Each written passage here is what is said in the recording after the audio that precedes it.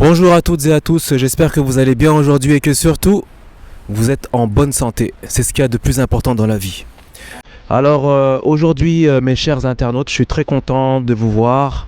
C'est toujours un plaisir de faire chaque semaine, autant de fois que je peux, une nouvelle vidéo pour continuer l'aventure avec vous concernant le roman que j'ai écrit qui s'intitule encore une fois Une époque presque parfaite, qui parle de l'enfance de Monsieur Pape qui a quitté le Sénégal, son pays natal, pour atterrir dans la ville de Grenoble, dans le sud-est de la France, comme je vous l'avais dit la dernière fois, département Isère 38. Donc sans oublier, shout out to all my friends from département 38, Grenoble. Toutes les personnes que j'ai connues, que je connais, qui se souviennent de moi, et bon, peu importe ceux qui m'ont oublié, bref. Voilà, donc c'est toujours important de faire un big up aux personnes qui vous connaissent. Donc on va continuer cette aventure ensemble concernant le livre, encore une fois disponible chez les éditions Les Trois Colonnes. Donc maintenant on va entamer le chapitre numéro 5 du livre. Chapitre numéro 5, règles de famille. Il y a des règles de famille qu'il faut respecter. Et effectivement, il y a toujours des règles de famille dans ce monde. Dans chaque famille, il y a ses règles. Chez les Diallo, l'ambiance en famille était chaleureuse. Les enfants étaient souvent bruyants, malgré la discipline exemplaire que leur père leur imposait. Et oui, parce qu'effectivement, Pape avait un papa qui était très autoritaire, mais très discipliné.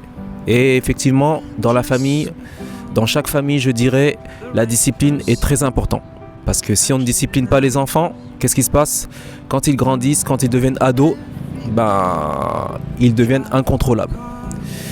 C'était des enfants turbulents, toujours en train de chahuter dans leur chambre. Ils étaient passionnés par l'écoute de la station de radio Skyrock. Donc big up à Skyrock aussi. Parce que c'est une radio que moi personnellement j'écoutais durant mon enfance. Qui m'a bercé dans tous les domaines de musique tels que le rock, le rap, le R&B, la dance aussi, et j'en passe. Alors je continue. Ils étaient passionnés par l'écoute de la station de radio Skyrock sur leur radiocassette Akai et enregistraient leurs chansons préférées sur des cassettes audio vierges TDK. Et leur père avait acheté à Carrefour. Parce qu'effectivement, à Carrefour, Grenoble et Chirol, le papa de Pape allait toujours acheter des petites choses pour la famille, bien sûr. Donc des cassettes vierges TDK. Je ne sais pas si vous vous souvenez des cassettes vierges. Voilà, donc je sais que ça a évolué maintenant, mais à l'époque, c'était des cassettes vierges qu'on utilisait pour enregistrer des sons, des tubes de la radio. Voilà. Et c'était vraiment une belle époque. Ouais. Mais vous allez comprendre plein de subtilités au fur et à mesure qu'on va avancer dans l'aventure de la citation de chaque chapitre. Je continue. Chaque moment libre était une opportunité pour eux de se plonger dans leur monde musical. Alors à l'époque, dans les années 90, je me souviens, il y avait côté dance, il y avait Culture Beat, il y avait Too Limited, il y avait aussi Dr Alban, il y avait aussi Hadaway. C'était vraiment des bons groupes de l'Europa Music. C'était vraiment des groupes qui ont bercé l'enfance de Pape et mon enfance aussi. Il y avait aussi des groupes de rap à l'époque dont je me souviens. Il y avait MC Solar, Bouge de là. Il y avait aussi Qui sème le vent récolte le tempo. Ça aussi c'était un très bon son. Caroline également. Et j'en passe, il y avait IAM. Et malheureusement il y avait des groupes qui ne passaient pas encore à la radio parce qu'ils étaient trop hardcore, tels que Ministère Hammer, tels que Assassin. Et voilà, donc les groupes phares de rap à l'époque c'était IAM, MC Solar. Et si je n'ai pas oublié d'autres groupes, je pense qu'il n'y avait que ça, hein, les groupes qui étaient les plus médiatisés à l'époque, hein, les groupes de rap les plus médiatisés. Ouais. Alors, on continue ensemble.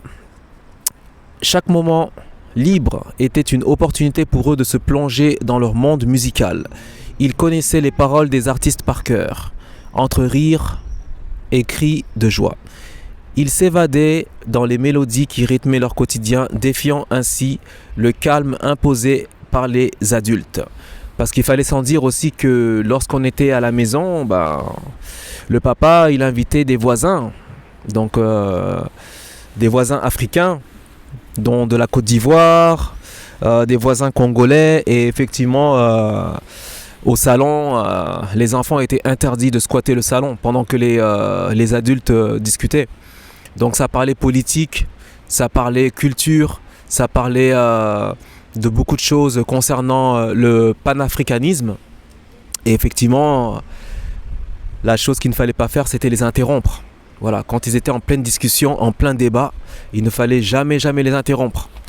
Donc, soit on était enfermé dans la chambre, en train de vaquer à nos occupations, écouter à la musique ou jouer à la console de jeu. Et en termes de console de jeu, je me souviens, il y avait la Sega Master System, dont le jeu phare Alex Kidd. Bon, je pense que vous devez vous en souvenir, les guys. C'était vraiment une bonne époque. Donc, je pense que j'ai terminé de vous citer un extrait du roman Une époque presque parfaite. Donc, j'espère que cela vous a plu et que je vous ai remémoré des bons souvenirs. Et oui, la langue française, c'est pas évident des fois, donc il faut bien articuler.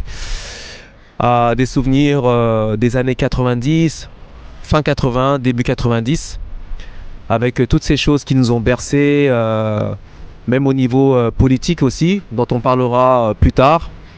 Ah oui, parce que ça bougeait aussi à l'époque, Il y avait beaucoup d'événements politiques, il y avait beaucoup de choses qui ont fait trembler les chaînes médiatiques telles que TF1 à l'époque. Maintenant c'est France 1. Donc vous voyez, il y a beaucoup de choses qui ont tellement changé. Voilà, donc les critiques font toujours avancer. Donc n'hésitez pas à mettre un pouce bleu.